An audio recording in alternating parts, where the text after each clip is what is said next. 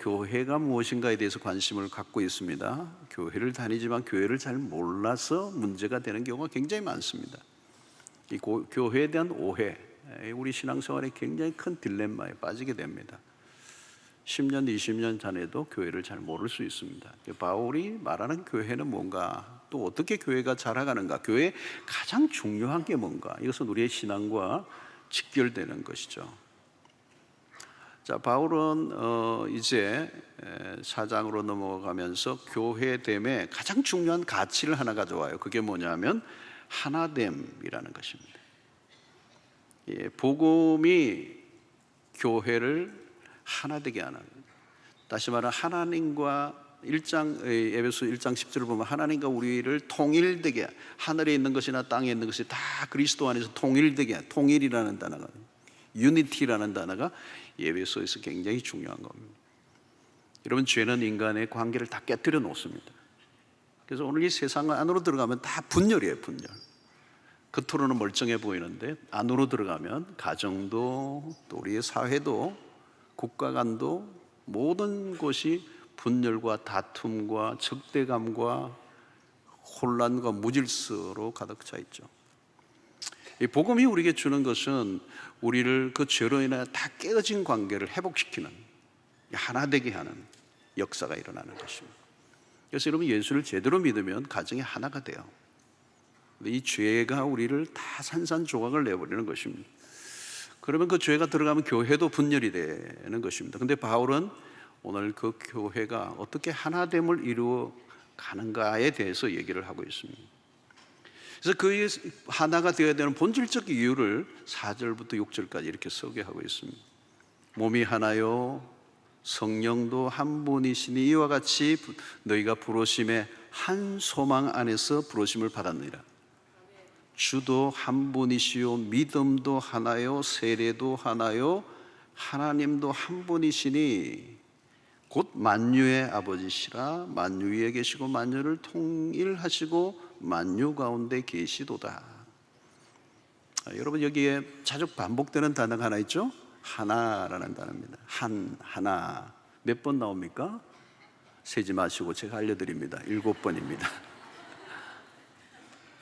자, 여기에 삼위 하나님이 나옵니다. 성부와 성자와 성령이 나옵니다. 이러면 7번이라는 것은 완전수죠. 그리고 성삼위, 성부와 성자와 성령을 언급하고 있습니다. 우리 삼위일체는 우리 기독교의 매우 중요한 교리입니다. 성부와 성자와 성령, 이 세 분을 언급하죠. 이 세 분은 완벽한 조화를 이루는 분입니다. 그러니까 우리의 믿음의 대상이 성부, 성자, 성령 하나님이십니다. 그분들이 조화를 이루고 세 분이시지만 한 분이신 오묘한 연합을 이루고 계시죠. 그것이 우리의 믿음의 대상이십니다. 자, 우리는 그리스도인들이 다 한 주를 섬기고 믿음도 하나고 세례도 하나고 소망도 하나고, 하나님을 한 분 아버지를 모신 가족 공동체요. 그런 의미에서 교회는, 교회 하나 되면 교회의 본질이며 정체성이라는 것입니다. 그래서 여러분, 우리는 어디를 가나, 미국을 가든지 독일을 가든지 이태리를 가든지 동남아를 가든지 거기에서 그리스도를 만나면 우리는 하나다라는 느낌을 갖죠. 예수를 믿는 사람들은 어디나 우리는 하나다, 한 가족이라는 개념. 사도신경을 고백하고 주를 믿고 한 세례를 받은 사람이라면 유니버셜, 우주적인 교회의 일원이 되고 우리는 하나가 되었다. 여러분, 창세기 11장에 바벨탑 사건이 나옵니다. 죄로 인하여 하나님과 같이 높아지려고 하는 그들의 시도를 하나님이 흩어버리셨어요. 근데 이것이 다시 온 나라와 민족이 하나가 되는 사건이 사도행전 오순절 사건이 일어나고 난곳방언으로 터지는 역사가 일어나는데, 바로 하나님의 신약의 교회는 성교적 공동체로 모든 민족과 열방이 다 한 가족이 되는 거예요. 자, 그런 의미에서 교회는, 그 교회의 특성은 바울은 그리스도의 몸이라고 하며, 그 몸을 하나의 몸이 아니라 여러 가지 신체 기관이 하나의 신체 기관이 떨어져서 몸이 되는 것이 아니라 그것이 모두가 모여서 한 몸이 된다는 것을 바울은 이 에베소서에서 계속 가르쳐주고 있습니다. 그런 의미에서 교회는 관계가 중요하고 하나 되면 생명과 같은 것입니다. 그래서 유능하든지 무능하든지 부유하든지 가난하든지 남자든지 여자든지 자유자든 종이든 모두가 그리스도의 한 몸 안에 속해 있고, 그래서 우리는 하나됨을 하나님께서 이루어 가게 하신 것입니다. 자, 그런데 이 하나됨을 이루어 가기 위해서는 필요한 세 가지 성품이 있음을 바울이 알리는데, 그것이 2절에 있습니다. 모든 겸손과 온유로 하고 오래 참음으로 사랑 가운데서 서로 용납하고 그랬습니다. 자, 하나됨을 이루기 위해서, 하나됨은 너무너무 중요한데 이 하나됨을 이루기 위해서 필요한 게 뭐냐? 겸손이라고 하는 것입니다. 자, 여러분, 이것은 교회의 하나됨뿐만 아니라 우리의 가정, 때로는 직장에서 우리의 친구들의 관계 속에서도 이 하나됨에 이루어 가려고 하면, 관계가 아름다워지려고 하면 핵심적인 게 뭐냐면 겸손이라고 하는 것입니다. 내가 당신보다는 좀 낫지, 이런 마음을 가지는 순간 하나됨은 깨어집니다.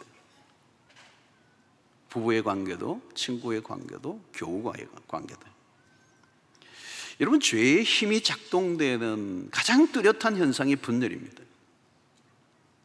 그래서 이 죄성은 우리를 구별시키는 거예요. 나는 옳고 너는 그러다라고 하는 이 구별의식이 지나치게 되면 하나됨은 끼어지는 것입니다.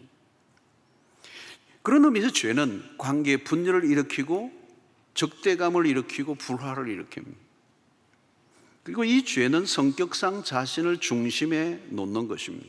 자기의 생각을 중심에 올려놓으면 분쟁이 일어날 가능성이 높습니다.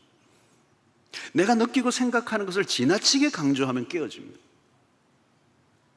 지나친 주관성, 이게 분열의 원인이 됩니다.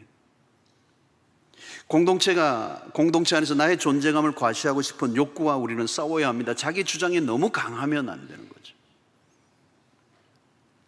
그런 의미에서 우리의 하나됨에 매우 중요한 것은 겸손인데요, 이 겸손이 무엇인지 우리는 정확하게 알지를 못합니다. 생각보다 겸손은 어려운 겁니다. 겸손만 되면 우리는 다 하나가 될 수가 있어요.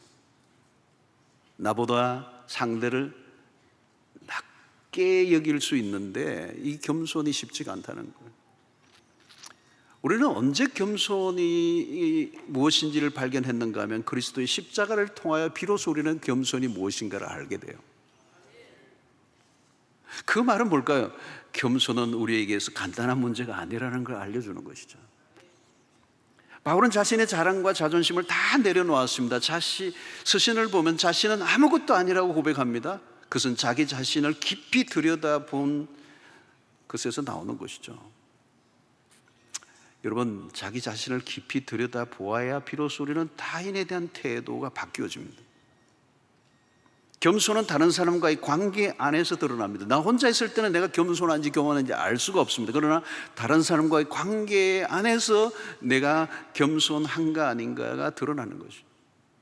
그 겸손은 결국 다른 사람을 존중히 여겨주는 것입니다. C.S. 루이스가 순전한 기독교라는 책에서 겸손이란 자신을 낮게 생각하는 것이 아니라 적게 생각하는 것이다, 이런 표현을 썼어요. 자기를 너무 크게 생각하지 말라는 거예요. 겸손은 자신의 능력과 생각과 주장을 절대화하지 않는 것입니다. 내가 너보다 낫다는 생각을 가지는 순간 분열이 일어나는 거예요. 자신을 돋보이게 하려고 하지 말고 자신의 소리를 낮추어야 하나됨이 이루어지는 것입니다. 그래서 여러분, 자신의 생각은 누구나 가지고 있지만 그 생각을 너무 심하게 주장하면 그게 폭력이 됩니다. 우리 사회가 분열이 굉장히 심하죠. 폭력적인 사회다, 이렇게 표현하는 분들이 계세요. 우리 사회가 상대의 이야기를 들으려고 하지 않고 일방적인 주장만 하는 것, 그럼 폭력이 되는 것입니다. 내가 드러나고 싶은 욕망과 싸워야 합니다. 구약의 사울은 자기보다 더 높아져 있는 다윗을 그대로 둘 수가 없었어요. 그래서 교만은 질투를 낳고 그 질투는 결국 다윗을 죽이려고 하는 것으로 나타납니다. 그리고 그 한 사람을 죽이기 위해서 이스라엘 공동체 전체를 혼란 속에 빠뜨린 사람이 사울입니다. 여러분, 나보다 더 나은 사람이 나타날 때 내가 밀려나도 질투하지 않을 수 있는가? 이건 쉬운 일이 아닙니다. 겸손은 결국은 십자가 안에서만 발견되는 것이고, 그 겸손을 우리가 무장하지 않고는 하나됨을 이루는 것은 불가능하다는 것을 바울은 가르쳐주고 있는 것입니다. 또 하나됨을 이루기 위해서 필요한 것은 온유함입니다. 여러분, 강한 성격이 있죠. 강한 성격. 하나됨을 깨뜨리는 것입니다.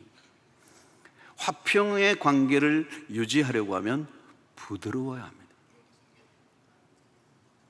그래서 하나됨을 위해서는 오늘 겸손, 앞부분에 겸손과 온유가 함께 가야 합니다. 그리고 이 겸손과 온유는 그리스도의 핵심적인 성품입니다. 언제나 그리스도를 얘기할 때는 온유하고 겸손하신 그리스도.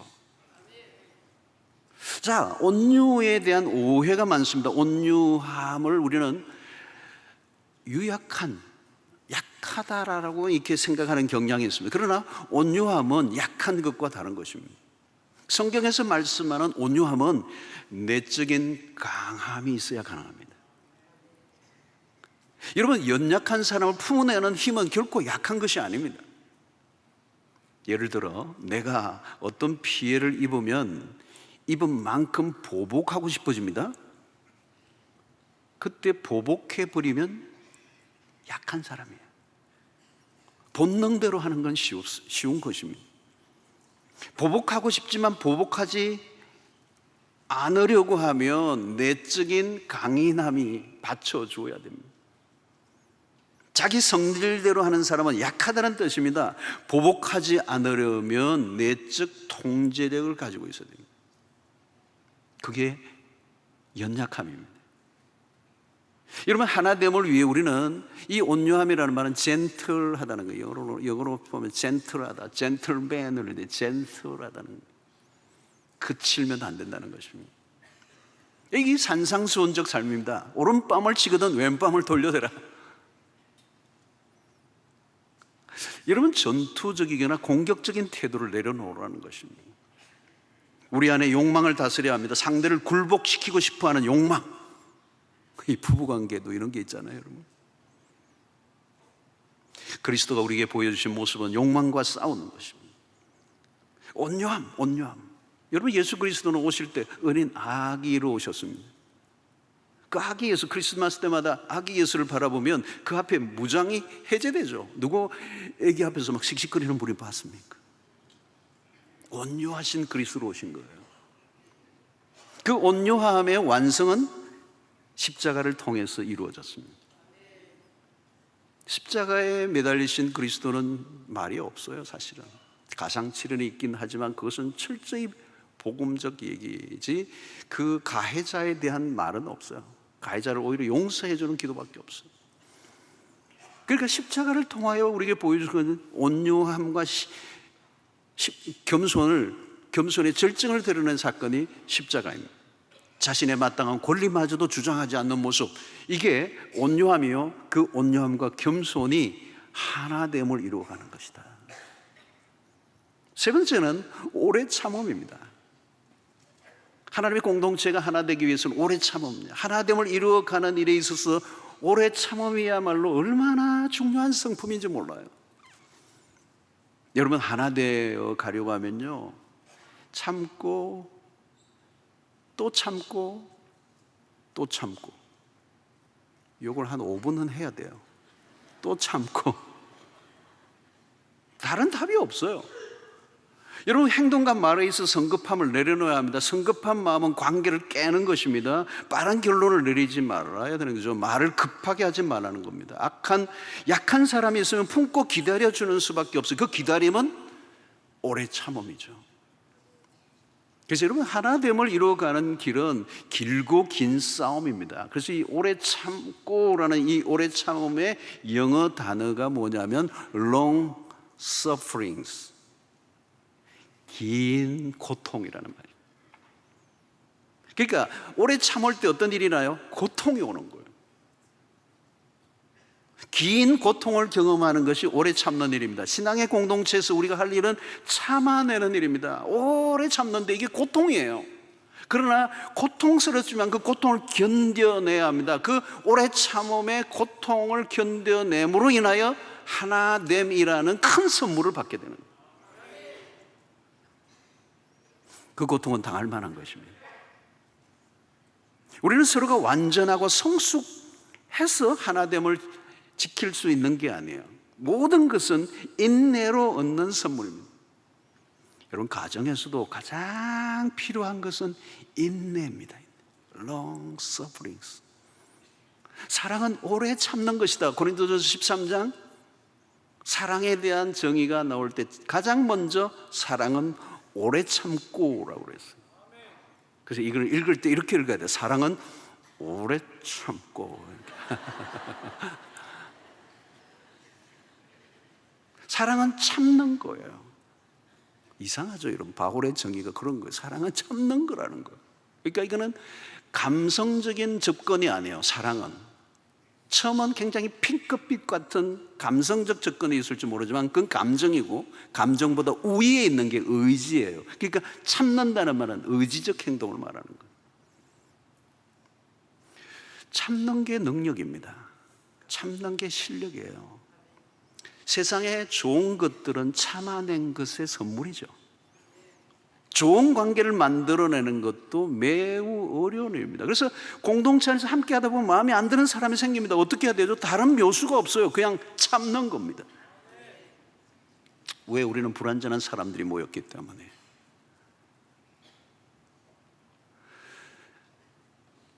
마음에 안 드는 사람을 바꾸려고 해서는 안 돼요. 안 바뀌어져요. 사람은 잘 안 바뀌어요. 참아내는 일이 없으면 헤어져도 수백 번 더 헤어지는 거예요. 함께 오랫동안 살아왔다면 그것은 오래 참음이 만들어낸 작품이죠.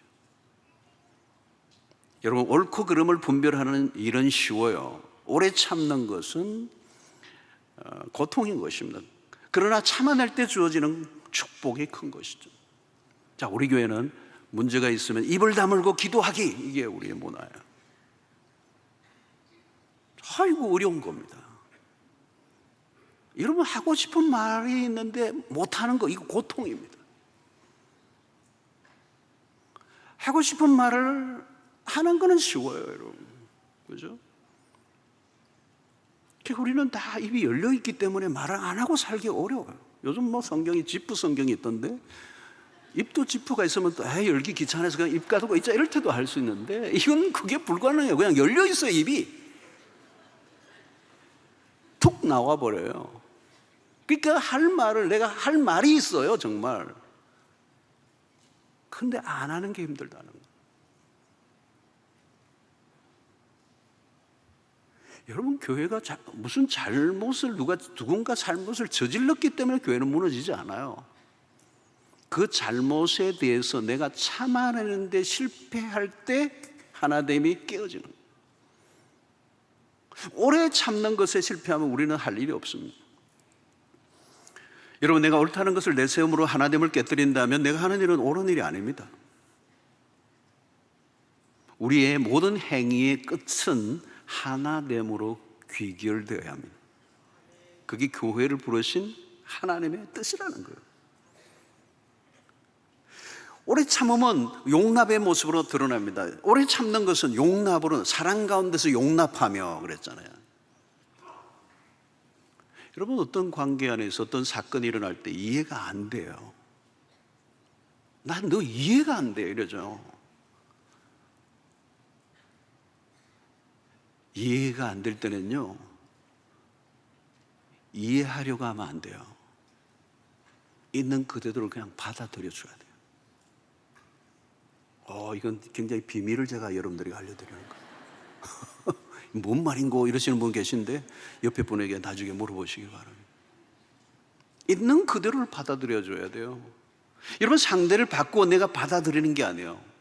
그리고 한 사람을 이해한다는 거 너무 어려운 거예요, 여러분. 그러니까 그 이해를 하려고 하다가 박살이 나는 거예요. 싸움이 일어나는 거예요. 있는 그대로 받아들이는 거예요. 이게 용납이에요. 왜 그렇게 해야 된다고요? 사랑하기 때문에. 사랑 가운데서 서로 용납하고 그랬잖아요. 있는 그대로 받아들이는 게 사랑이에요. 나와 같지 않는 사람들이 모여 함께 공동체를 이루고 있습니다. 다르다는 건 우리를 긴장하게 하는 거잖아요.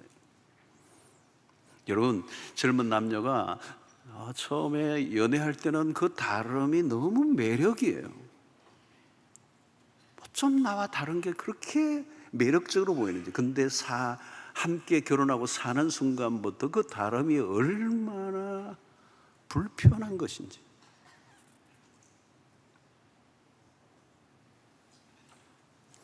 가정생활이 왜 힘들죠? 다르기 때문입니다. 교회 생활이 왜 힘들죠? 더 다른 거죠. 우리는 문제는 완전한 사람들이 모인 곳이 아닙니다. 불완전한 사람들이 모였다는 것을 뭘 의미하는 거죠? 서로에 대해서 더 많이 용납하며 살아야 한다는 것을 가르쳐 주는 것입니다. 인내는 타인의 실수에 대해서 관대함을 보이는 것입니다.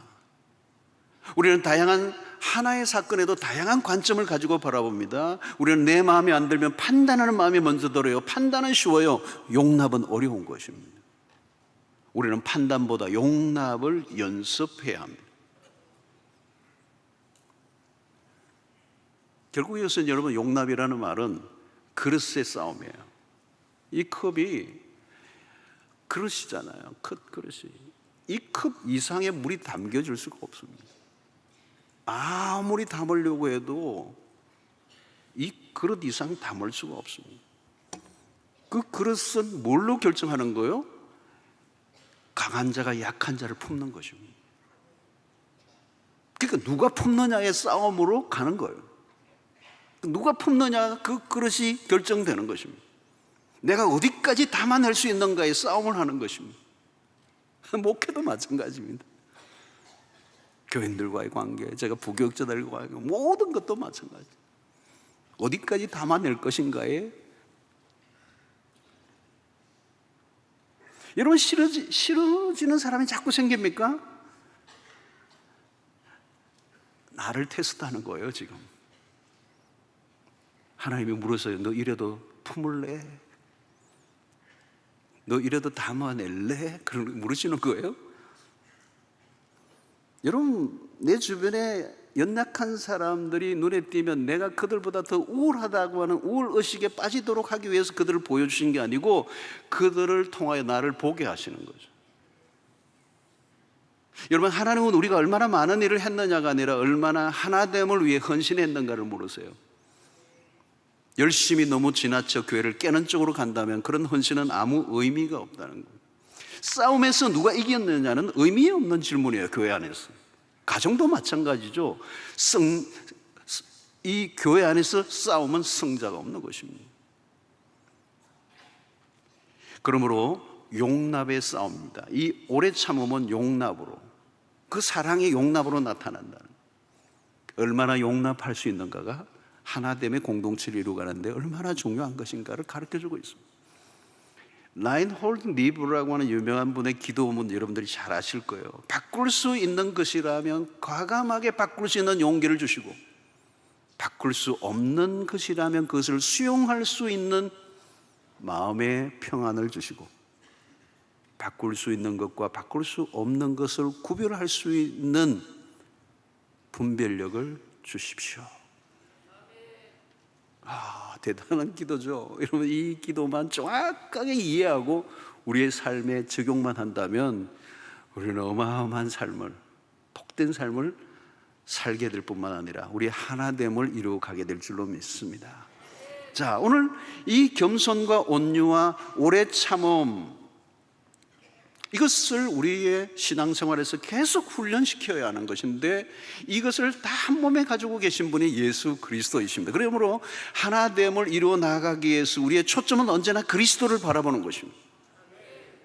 그리스도에게 집중하는 것입니다. 그래서 우리의 삶에 어떤 갈등의 요소가 있을 때 그 갈등을 바라보지 않고 그리스도를 바라보고 그리스도를 묵상하고 그리스도께서 이루신 일들이 무엇인가를 우리가 깨닫게 될 때 우리 안에 하나됨의 역사가 일어나게 될 줄로 믿습니다. 자, 오늘 3절이 중요하죠. 3절, 평안에 매는 줄로 성령이 하나 되게 하신 것을 힘써 지키라. 자, 여러분, 여기에서 중요한 것은 성령이 하나 되게 하신 것을 지켜라는 거죠. 그러니까 우리는 그리스도 안에서 이미 하나가 되어 있습니다. 하나가 되려고 하는 게 아니라 이미 그리스도로 인하여 하나가 되어 있어요. 그런데 그 되어 있는 하나됨을 힘써 지키라는 거예요. 자, 여기 힘쓰라는 이 말의 원어적 의미는 뭐냐? 그 하나됨을 이루는 일의 노력을 아끼지 말라. 여러분, 여기에 이 힘쓰라, 힘써 지켜라 이라는 말은 하나됨을 지키는 일을 위해서라면 너가 할 수 있는 모든 것을 다 동원하라, 이런 의미예요. 자, 그 말에는 무슨 의미가 들어있을까요? 반대로는 하나됨을 지키는 일은 어려운 일이라는 거예요. 소극적으로 있으면 하나됨을 지킬 수가 없다는 거예요. 왜 그래요, 여러분? 하나됨을 방해하는 마귀의 세력이 있고 우리 안에 본성, 이 죄성이 분열을 일으킬 만한 성향이기 때문에 아차하면 깨어진다는 거예요. 여러분, 가족과의 관계도 그렇고요, 교우와의 관계도 그렇고요, 교회 안에서 별것 아닌 걸로 아차하는데 깨어지는 거예요. 그러므로 힘써 지키라는 말은 우리가 하나됨을 지켜나가기 위해서 모든 노력을 다 하라는 거죠. 적극적으로 나서라는 거. 한 사람이 아니라 모두가, 구성원 모두가. 여러분, 한 가정이 아름답게 하나됨을 끝까지 이루어 가려고 하면 두 사람만으로는 안 돼요. 양가도 도와줘야 되고 주변의 사람들도 도와줘야 되고 믿음의 친구들이 도와주고 모두가 함께 노력을 하지 않으면요, 한순간에 나가 떨어진다는 거예요. 자, 오늘 여기 보면 평안에 매는 줄로 서로, 평안에 매는 줄, 우리는 서로 깊이 연결되어 있다. 그 연결되어 있는 줄을 확인하라는 거, 우리를 묶어주는 그 줄. 다시 말하면 교회 안에서는 하나됨을 지켜가라고 하는 힘의 작용도 있지만 하나됨을 깨뜨리는 힘의 작용도 강하게 작동되고 있기 때문에 끊임없이 평안에 매는 줄을 확인해야 되고 우리의 공동체를 복음으로 견고하게 묶어가는 이 작업을 우리가 노력하지 않으면 마귀가 교회의 하나됨을 깨뜨리는 일들이 흔하게 일어난다는 것. 자, 이민교회를 해보니까 이민교회는요, 참 잘 깨어져요. 잘 깨어져. 잘 싸워요. 뭘 하다가 그렇게 싸우는지. 그래서 싸우면 또 교인이 반조각 나고, 또 조금 모이면 또 모일만 하면 또 싸워가지고 막 뭐 재직히 하다가 싸우고 뭐 하다가 싸우고 하여튼 뭐 줄 점심 때 뭐 김밥 먹자 하여튼 뭐 비빔밥 먹자 이러다가 싸워요. 그렇게 계속 깨지는 거예요. 그 교회 이민교들이 너무 많이 싸우니까 이러면 다 괜찮아요. 이러면 다 뭐 연합교회고 이런데 연합이 안 되는 거예요. 그냥 너무 교회에서 싸우고 하니까 이민사회에서 일반인들도 다 아는 거예요. 교회가 너무 싸우니까.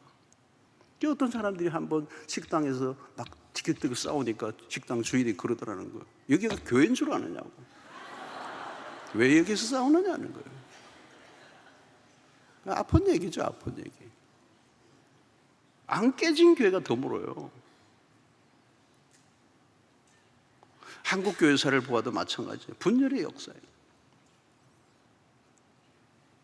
여러분, 교회의 그리스도의 몸의 분열은 일반 조직체의 분열과 다른 것입니다. 그리스도의 몸입니다. 바디예요. 이 몸이 찢어지는 겁니다, 분열이. 그건 기계가 깨지는 거하고 달라요. 엄청난 상처를 남기게 되는 것입니다. 오늘날 마귀의 수법에 많은 교회들이 놀아나고 있습니다. 한국 교회 안에도 마찬가지예요. 안으로 들어가면 내부적으로 들어가면 다투고 싸우고 분열되는 교회가 한두 교회가 아니에요. 여러분, 하나님이 성령이 하나 되게 하신 것을 힘써 지켜야 된다. 그러니까 우리는 성령의 의지를 해야, 도우심을 의지해야 되고 인간적 기술과 노력으로는 이 하나됨을 이룰 수 없다는 것입니다. 우리는 용납하고 참으려고 하지만 금방 한계를 느끼게 됩니다. 하고 싶지만 안 돼요. 성령이 도와주셔야 된다는 것. 그래서 여러분, 성령이 내 안에 계시면 성령이 내 안에 계신 분들은요, 반드시 특징이 있어요. 어떻게 해서라도 하나가 되려고 해요. 하나가 되려고 애를 쓰고 있다면 내 안에 성령이 계시는 증거고, 성령이 그렇게 하시는 거예요. 근데 어떤 사람은 자꾸 나누려고 하는 사람이 있어요. 여러분, 성령은 한 분이십니다.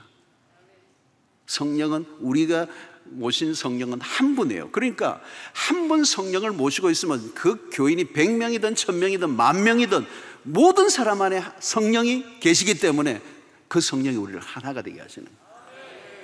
여러분, 우리 교회가 이렇게 교인들이 많은데도 조용하잖아요. 평화롭잖아요. 다툼이 없잖아요.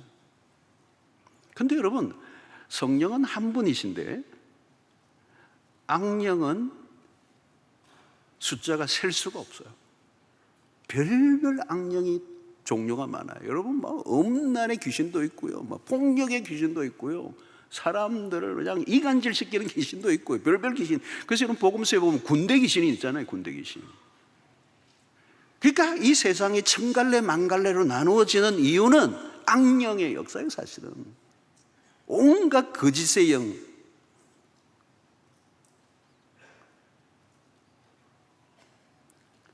여러분, 우리가 성령을 모시고 살면 악령은 떠나갈 줄로 믿습니다. 우리는 성령을 의지해야 돼요. 그래서 나도 자꾸 이간질을 하고 사람들을 갈라놓기를 하고 자꾸 분열하게 하려고 하면 내 안에 지금 악한 영인 역사를 하고 있다고 봐야 돼요. 여러분, 내 안에 성령이 계시다는 걸 어떻게 알 수 있습니까? 내 안에 성령이 계속 하나 되게 하고 교회를 살려내는 영이기 때문에. 여러분, 솔로몬 왕에게 재판을 열고 판결을 내리는 한 사건이 있죠. 어느 날 두 여인이 한 아기를 데리고 와서 각자 자기 아이라고 주장을 하는 거예요. 내가 이 아이의 엄마라고.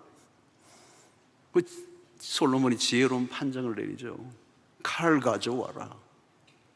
다 너가 아이라고 그러니까 나누는 수밖에 없다. 칼을 가져가 내리치려고 하니까 한 여인이 내 아이 아닙니다. 그 아이 칼 손대지 마십시오. 가져가. 저 여인이 엄마입니다. 살려주십시오. 진짜 엄마가 나타난 거예요. 솔로몬이 자기가 그 아이의 엄마가 아니라고 하는, 상대에게 주라고 하는 그 엄마에게 아이를 안겨주는 거예요. 진짜 엄마예요. 진짜 엄마는 아이의 죽이는 걸 동의할 수 없어요. 교회도 마찬가지입니다. 첨예한 갈등이 벌어졌을 때 내가 죽어도 교회가 하나됨을 이룬다면 그것을 선택하는 사람이 진짜 신자. 그런데 그동안 한국 교회들 안에 때로는 일어난 분열들을 보면 소수의 사람들의 헤게모니 싸움을 하며 교회를 분열을 일으켰던 일들이 많아요. 내 살자고 교회를 죽이는 거죠. 마귀의 전략에 넘어간 것입니다. 내가 잘난 것, 내가 옳은 것이 그렇게 중요한가? 교회가 분열되고 깨졌는데 나의 어렵고 잘난 것이 무슨 의미가 있는가? 말이 안 되는 거죠. 내가 죽어도 교회의 하나됨을 건드려서는 안 된다는 거예요. 하나됨을 깨뜨리는 일은 명확하게 마귀와 동력하고 있다고 보면 되는 거예요. 여러분, 어떤 일에 비판할 수는 있어요. 그러나 우리가 주의를 기울여야 하는 것은 한두 번이 아니라 지속적으로 교회에 대해서 비판하고 공격하는 행위는 마귀와 동력하고 있을 가능성이 높은 것입니다. 여러분, 이런 부류는 공동체를 파괴하는 매우 위험한 사람들입니다.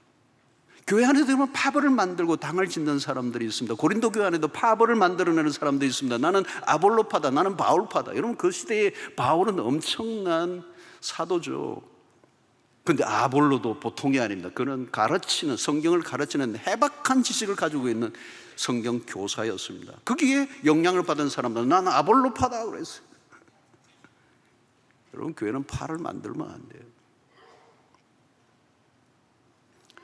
한국 교회 안에는 이 원로 목사님과 후임 목사님과의 첨예한 대립으로 깨진 교회들이 꽤 있어요. 감사하게도 우리 교회는 그런 일이 없었습니다. 우리 원로 목사님이 훌륭한 분이시기도 하고 무엇보다 우리 성도들이 성숙하십니다.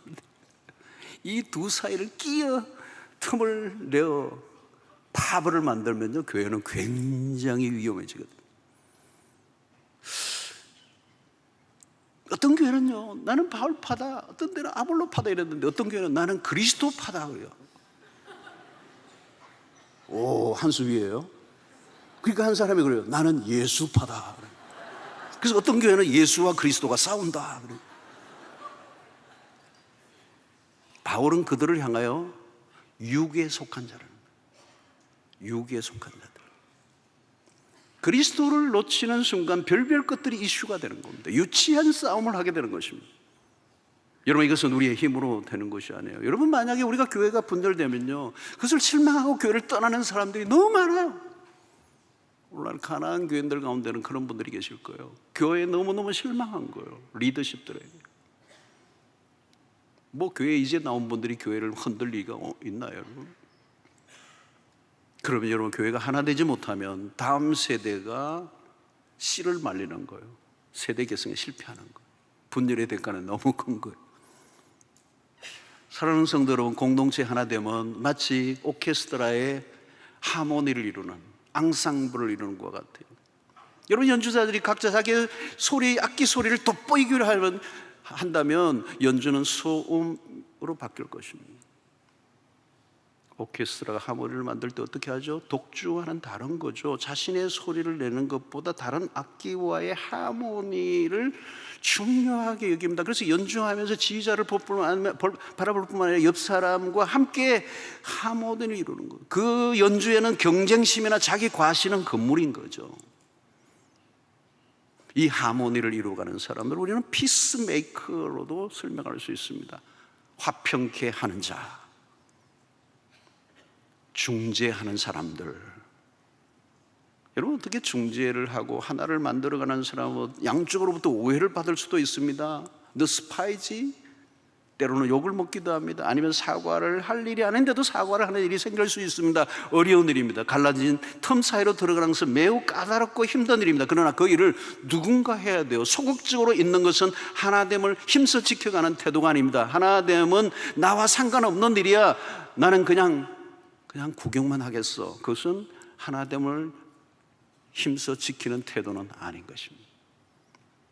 그리스도는 누구이십니까? 에베소서 2장 14절에 보니까 그런 우리의 화평이신지라 둘로 하나를 만드사 중간에 막힌 담을 허시고, 쌓아 올린 이 담을, 우리는 끊임없이 담을 쌓는 사람들입니다. 이 담을 허물어 버려야 되는 거예요. 이 담은 교회와 교회 간의 담도 허물어야 되는 거예요. 교파의 담도 허물어야 되고, 인종의 갈등의 그 담도 넘어야 되고, 이념의 그 담도 넘어야 되고, 복음으로 하나 되는 역사를 만들어내는 거예요. 그럼 예수 그리스도의 십자가의 복음만이 할 수 있는 유일한 하나됨인 것입니다. 여러분, 이 하나됨은 아름다운 것입니다. 여러분, 전혀 다른 악기들이 하모니를 이루는 그 관현악의 선율은 얼마나 아름답습니까? 그런데 반대로 불협화음을 계속 듣고 있을 사람은 아무도 없어. 그러면 막 듣고 있으면 두통이 생겨요. 두통, 길을 막아야 되는 거예요. 어쩌면 여러분, 오늘 세상은 불협화음의 세상이에요. 어디를 가나 혼란과 분쟁입니다. 지금 지구상에는 분쟁 지역이 너무도 많습니다. 유엔이라고 하는 세계 평화를 위한 유엔이 있지만 별 큰 영향을 미치지 못하고 있습니다. 우크라이나와 러시아의 전쟁이 이렇게 길게 갈 줄을 몰랐습니다. 서방의 국가들이 힘을 모으지만 사실은 속수무책이에요. 그래서 최근에 가장 아주 유력한 정치, 미국 정치인이 3차 세계대전을 입에 올리고 있잖아요.